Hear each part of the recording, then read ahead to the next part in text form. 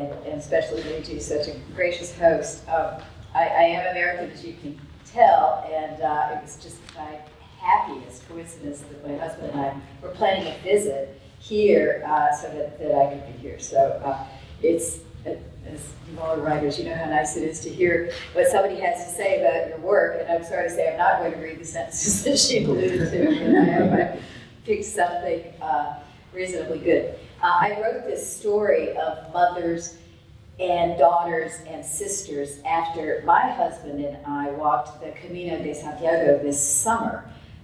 Standing in line at the Pilgrim office, we met this woman who had raised 6 daughters in a farmhouse with 1 bathroom. And just sitting there, I thought of the chaotic Bennett family, although this woman with her Madonna-like serenity is utterly unlike Jane Austen's Mrs. Bennett.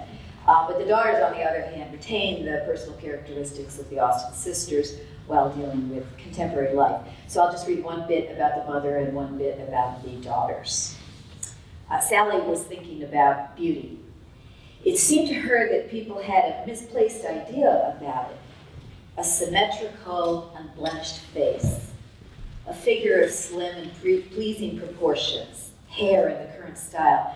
Sally thought this was lowest common denominator, a beauty with the least to distinguish it, a blank paper on which little was drawn.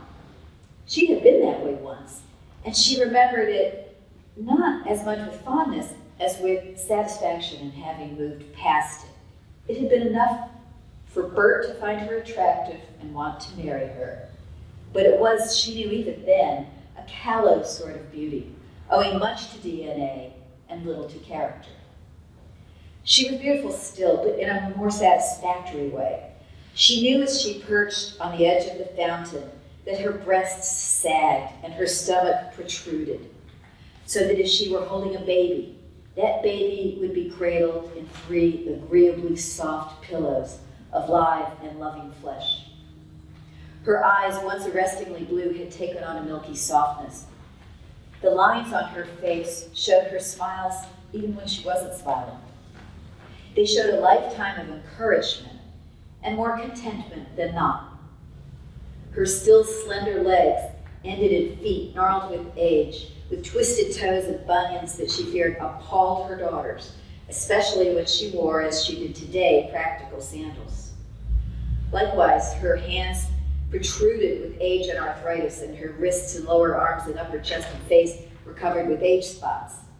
Her body bore the etchings of her life, and it had been a life well spent. So that's the mom. Now, a little snapshot of the girls, so to speak. They all agreed, or that is, Mary ordained and the rest acquiesced, that they should have a picture daily. And so they did, every morning, in front of scallops or statues of St. James, in rain or shine, vexed or happy. The pictures made Sally think back to other pictures. In her mind's eye, they were all lined up. Maybe it was the first day of school. She saw the photo, which she kept in a frame on her bedside table, but she also saw the scene right before the photo was taken, as she lined the girls up while Bert fiddled and fussed with the camera. She saw Mary imperiously instruct the others on how to stand and what to do with their hands and feet for a picture. She saw Jane comply good-naturedly and Lizzie roll her eyes. She saw Kitty grumble and resist and say, "You're not your mother." And Lydia, sprung like a coil to run after something. Do we make our children what they are, or do they do it to each other? Of course, they are the authors of themselves, but still.